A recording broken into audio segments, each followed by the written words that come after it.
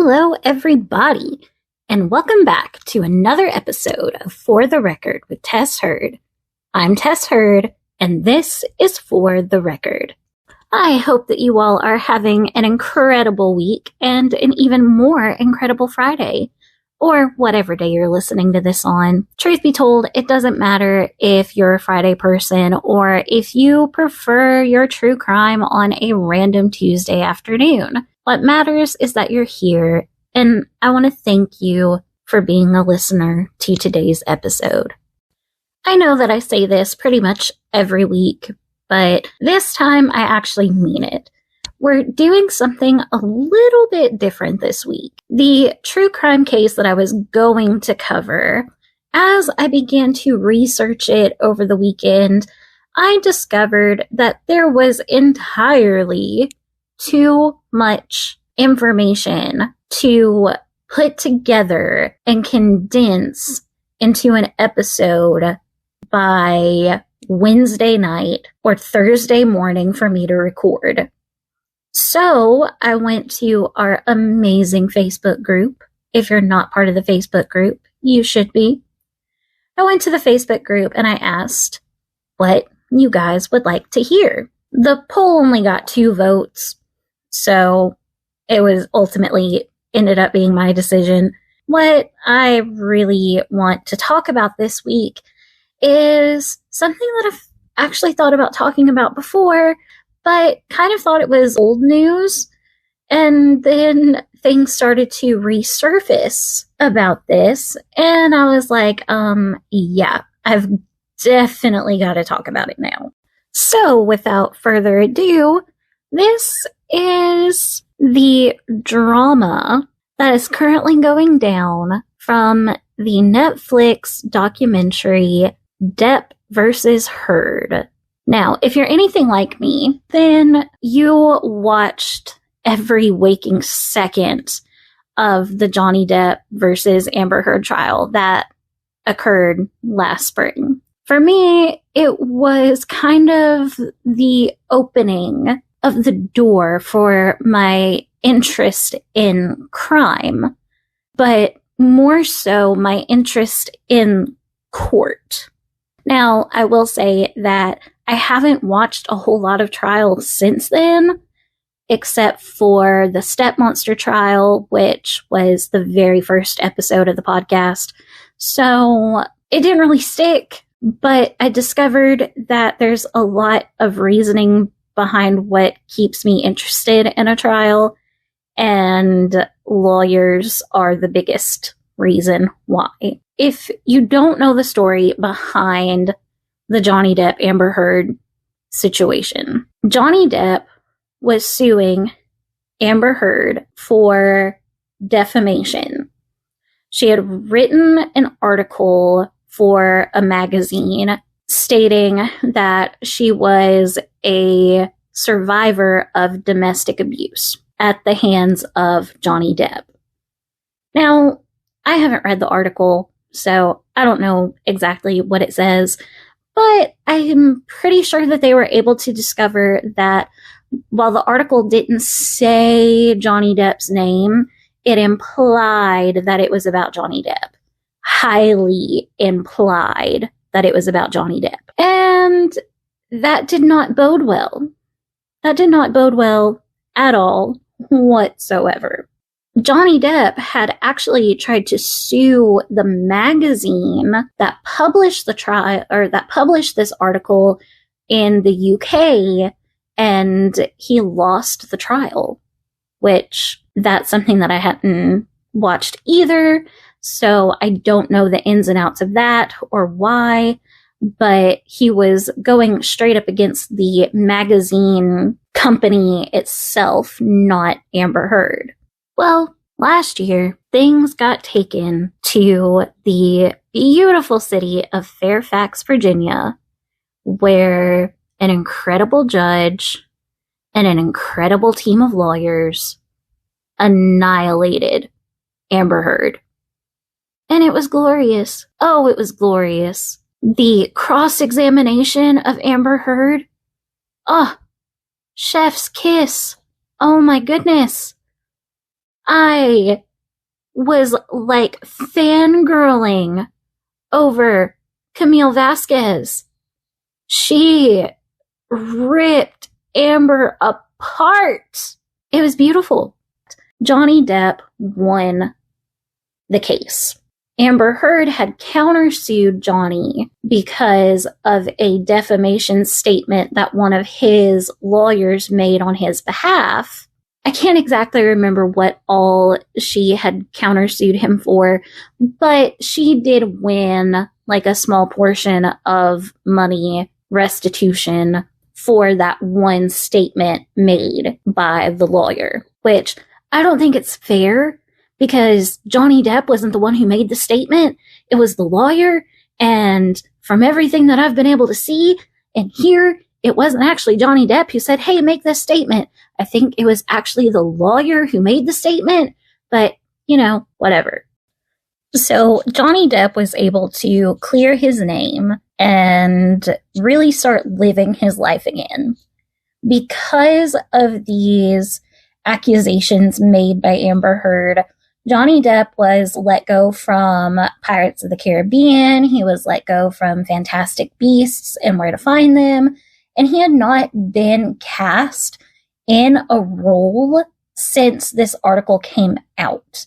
In his testimony, he said that he had lost nothing short of everything. And it's true. It's true because of these accusations that were made against him, everybody always wants to believe the woman. And I get that. I understand that. But nobody was giving Johnny Depp the chance to explain or rebut what was being said against him. Really, for Johnny Depp, this trial, it was less about winning and getting the monetary gain from it, but more so clearing his name and letting the people decide who was to be believed. And I'm so glad that the people, the jurors, were able to sit through and listen through the testimonies, listen through the witnesses, listen through some of the quackiest of quack doctors. They were able to see what they believed to be the truth. And I'm not saying that Johnny Depp is a totally innocent man. He has his demons, and they're not so pretty. But something that, just as a person watching the trial, not in the courtroom, not as a juror, not as any type of legal representation at all whatsoever, just a simple everyday person tuning in on YouTube every week to watch, Johnny Depp owned up to his mistakes. He owned up to his wrongdoings. He didn't lie about his drinking. He didn't lie about his drug use. He didn't lie about anything that he'd done when certain things were brought up in evidence, like text messages that were relatively grotesque. He owned up to those things. He was like, yeah, I did that. I did it. I'll admit that I did it. But he vehemently denied ever abusing Amber Heard. And as a woman myself, I don't know. I felt like Amber Heard was either lying completely or stretching the truth exponentially. I feel like she set back actual victims of domestic abuse by a mile. And that really sucks. Like, that absolutely sucks. It's bad enough that women who are in domestic abuse situations, they're not believed or they're looked down upon. Like, that's horrible. But now you have someone who's saying that all this happened when it didn't, or at least it didn't happen to the extent that she's saying it did. That's just going to make people look at actual victims in an even poorer light. Now, I do think that because Johnny Depp won the case and he was open about what happened in his relationship with Amber Heard, and he was open about the fact that he had suffered abuse from her, I think that men who are in domestic abuse situations, I feel like they're going to have, not grounds, but a better standing whenever they say, I'm being abused by my significant other. And I think that they are going to be taken more seriously, whereas women are not, because this one woman publicly lied and the world got to see that. But the trial itself is not the topic of today's conversation. The topic of today's conversation is going to be about the documentary that is on Netflix called Depp versus Heard, or Depp v. Heard. And there has been a lot of drama that has come out surrounding that documentary. Well, why would there be drama, you asked? If the world was on Johnny Depp's side, why would there be drama? Because, my dear listeners, this documentary was not done in a very good way. And I don't mean that in the sense of it was a poorly filmed and put together documentary, because by all means, it was, in my opinion, very well put together and filmed very well. But there are some things about it that just aren't really good. So, first things first, it is a little more Amber leaning. It is a little more giving the message that Amber was a victim and the world didn't see that because Johnny Depp is such a huge star. They overlooked the fact that Johnny Depp was abusing Amber Heard because Johnny Depp is so well known and well loved. And he is an incredible actor. He's one of the best actors on the face of the planet. Like, I don't care who you are. You cannot prove me wrong on that. Johnny Depp is phenomenal. But I remember whenever I first heard about these abuse allegations back in, I think it was 2016, like, I was crushed because I had loved Johnny Depp, and hearing that he could do something so horrible to a woman, that absolutely crushed me. You know, that just kind of is a good reminder, though, that looking up to other people and having other people as like role models and idols and stuff is really not such a good idea, because everybody is going to let you down at some point. It's inevitable, especially when they are some superstar hotshot. Like, it's just going to happen. So that's a side note. But the documentary really is, it's not like, you know, oh, Amber was this poor innocent victim and Johnny Depp did this to her and blah, blah, blah, blah, blah. Like, it wasn't necessarily like that, but the way that it presented everything was more like, since the media was so involved, that it had the world backing up Johnny Depp. And I mean, that's true.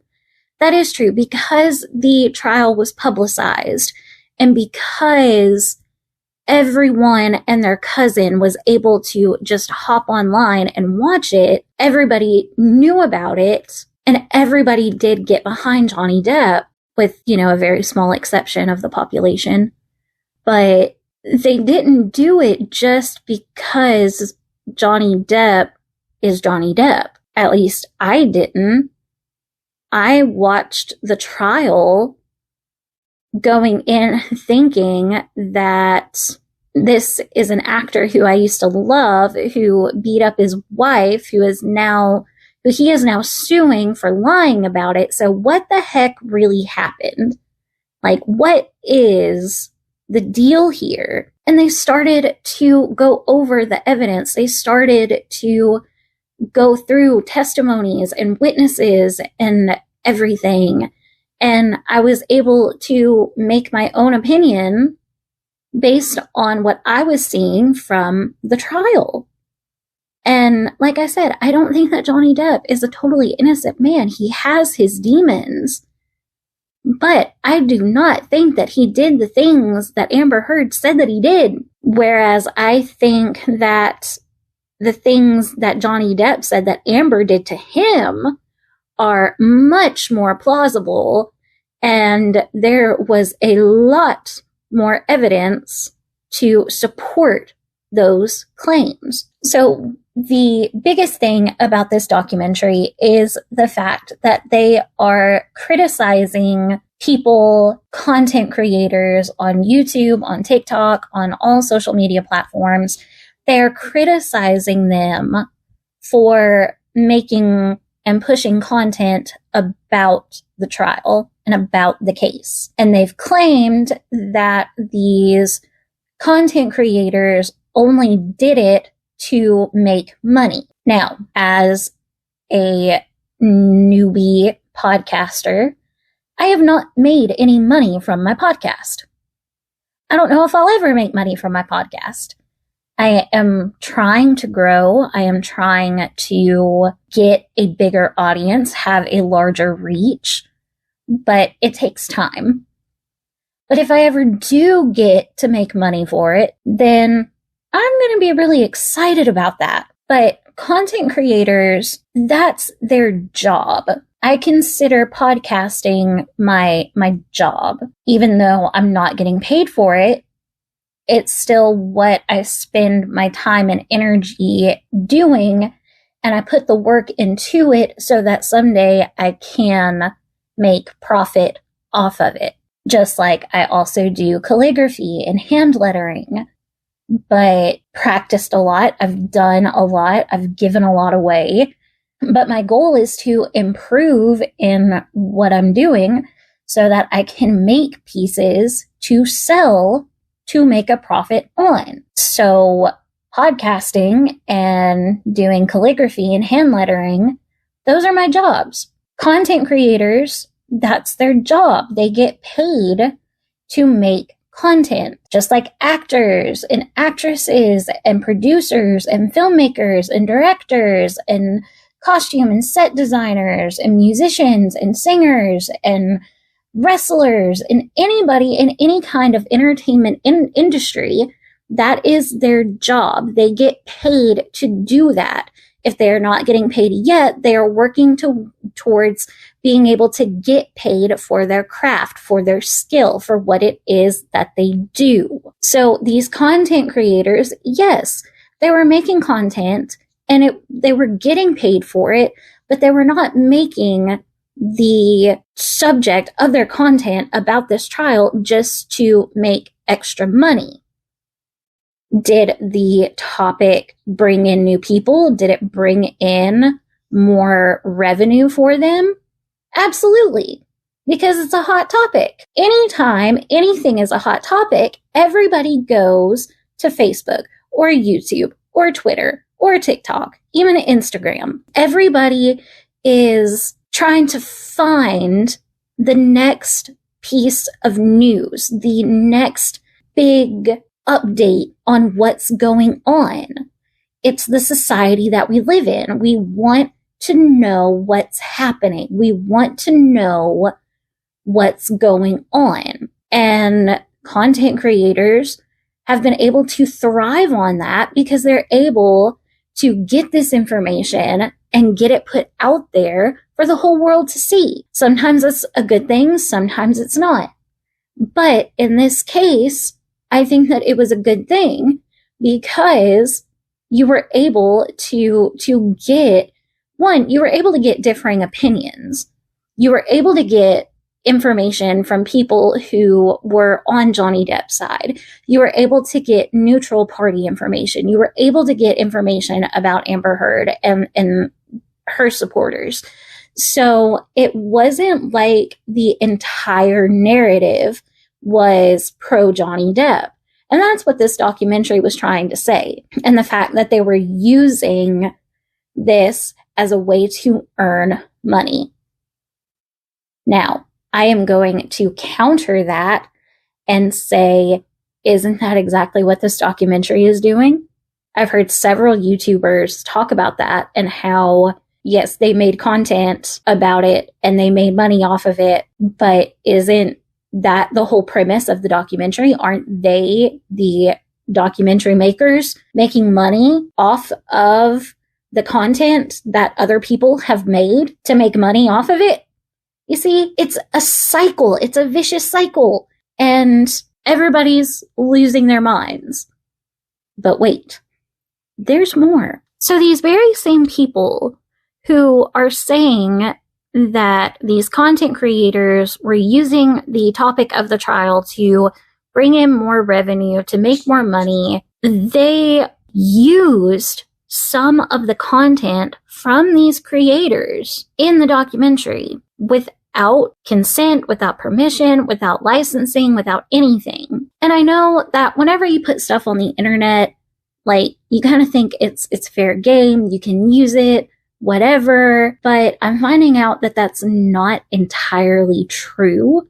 There are still stipulations to that, especially if you have a larger viewing, a larger audience, you have, a whole, I guess, company kind of thing. And that's what a lot of these creators have.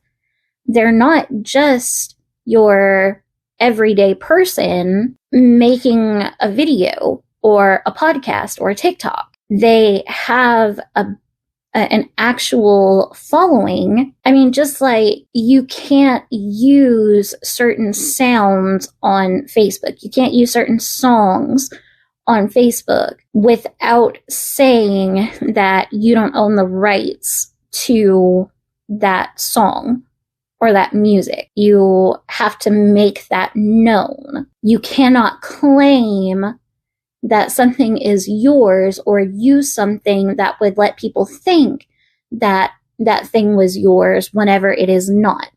And that goes kind of across the board for most content that is on the internet. And just like in high school and college, you cannot plagiarize. Plagiarizing is a big no-no. You cannot copy and paste a Wikipedia page on your history report and call it done. That will get you in big trouble. It's kind of that's kind of the premise of what's going on here. Now, some of the clips that were used, they did get licensing for, and that's fine. Like that's fine. If these creators wanted to let this documentary team use their stuff, great. There are some creators who have stuff in the documentary that while they didn't give them permission to use it, they didn't have any licensing or anything for it, they're not going to do anything about it just because to them it's not really that big of a deal. And I can kind of see it from both sides. Like, oh, hey, my podcast clip was used in this. That's giving me some exposure. But then you have other content creators who have lost the copyright ownership on their content because of the documentary. And I will have to go and look up the creator, but he had a video of him at a Johnny Depp concert, and that clip was used in the documentary. That clip was on his YouTube channel.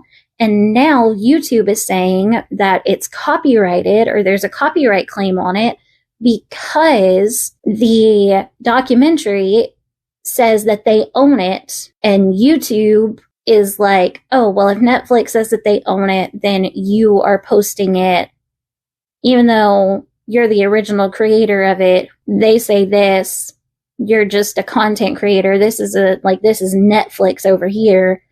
And so this guy has lost the ownership of this video of him seeing Johnny Depp and meeting Johnny Depp on YouTube because they used this clip without his consent, without having any proper channels. Now, apparently, the documentary crew did contact this creator about using his content in their documentary, and instead of replying like, oh yeah, that sounds awesome, or no, that's okay, no thank you, he just didn't reply to the emails. I think that I would have replied and given a definite yes or no, but that's just me. I am not judging this person. I do not think that this creator should be dealing with any of this. He handled the situation like he saw fit, and there is no victim blaming here. Like, that's just what I would do. I would give a definite yes or no. But it's not just him that's dealing with this. Several other content creators, well-known content creators at that, have their clips being put down as a copyright claim on YouTube because of this Netflix documentary. The last and final thing that I'm going to talk about concerning this documentary is how it ended. One of Amber Heard's claims was that on an airplane, Johnny Depp was high, he was drunk, and he proceeded to push her down in the airplane and kick her repeatedly with an airplane full of witnesses. You know, it was a private plane, so it was just Johnny Depp, Amber Heard, and then some of Johnny Depp's legal team and security, I think. That's something that she has claimed had happened, but whenever one of the people who was on the plane during this supposed incident was questioned about it, he said that he had no recollection of that as far as he knew, nothing of the sort happened, and he was with Johnny Depp the entire time that they were on this plane. So the end of the documentary pretty much is them saying that evidence was left out of the trial, that there were things that were, not used in the court. And one of those things was a text exchange between Amber Heard and the man who said that he did not recall this plane incident happening.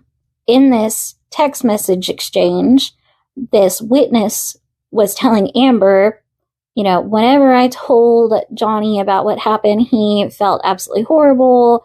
He couldn't believe it. He was absolutely beside himself. He's so sorry, blah, blah, blah, blah, blah.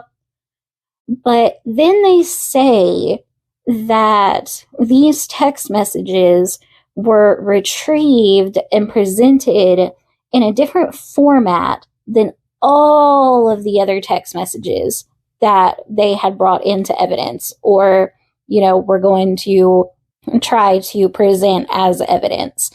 Out of all of these text messages, they had the exact same, system formatting. And whenever you retrieve text messages, they are put in a certain format. And these text messages were different than the format. I'm not a cell phone expert. I am not technologically savvy. I do not know how to do 90% of the things that you're supposed to be able to do with a smartphone, and don't even ask me to try to plug in a DVD player or an Xbox or a Blu-ray player, because I will just get angry and cut all the cords. Like, don't do it. Just don't do it. But I would think that if there's a specific type of formatting that goes into pulling these records of text messages from, the cloud or cell phone providers, however the networks store those things. Because whenever you delete a text message off your phone, it doesn't go away. Like, it's still in the universe somewhere. So whenever they're able to pull those things from wherever they're stored at, they come in a certain format. Now, I don't know if different phones have different ways of storing it, if it's a different formatting, if iPhones are formatted different than Androids, if, you had a cheaper smartphone, if that would be different than a much more expensive one. I don't know if, service providers, AT&T, Verizon, T-Mobile, whatever, I don't know if that would change the formatting. I don't know those things, so I really don't know. But what I would think is that if it were different types of phones or different network providers, there would be a noticeable difference in multiple text message exchanges. I think that it would be more obvious, and it would probably be stated on these papers, sent from an iPhone, sent from Android, or, pulled from the iCloud, or pulled from the Google Cloud, or whatever, or even having something saying Verizon services or AT&T services or T-Mobile services or networks or whatever. But again, I don't know, because that's not my area of expertise. I just simply don't know. I do find it very odd that the only one out of all of these, and supposedly there were hundreds of text message exchanges that were originally presented to be used as evidence, but they only brought in a certain amount. So why was this specific one in a different format? And this was also part of a plethora of sealed files that eventually became unsealed. And that's how they found this out.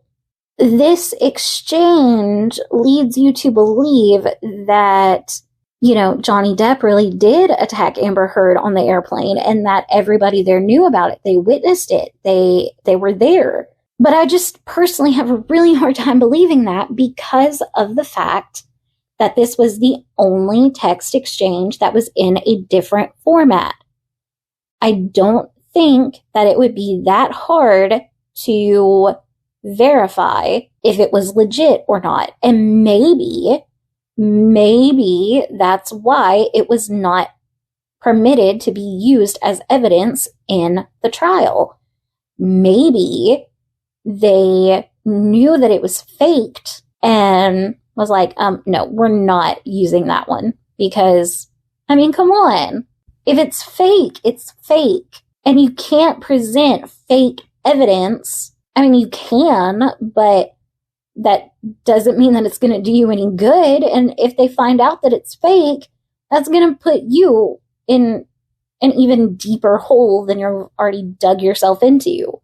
That whole ending was just oh my gosh, that's so dumb.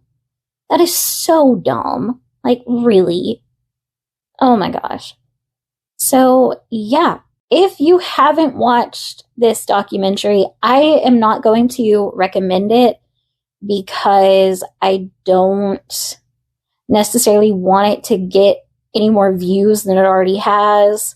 And it's in the top 10 Netflix shows in the United States right now. But if you are really curious about it, then, I can't tell you to go watch it, but I can't tell you to not watch it. I'm not your mother. You're going to do what you want to do. So I'll leave it up to you. But what I can do is tell you to go watch the videos that I've linked in the show notes. The content creator that I was talking about earlier, he is one of the people who are associated with Popcorn Planet.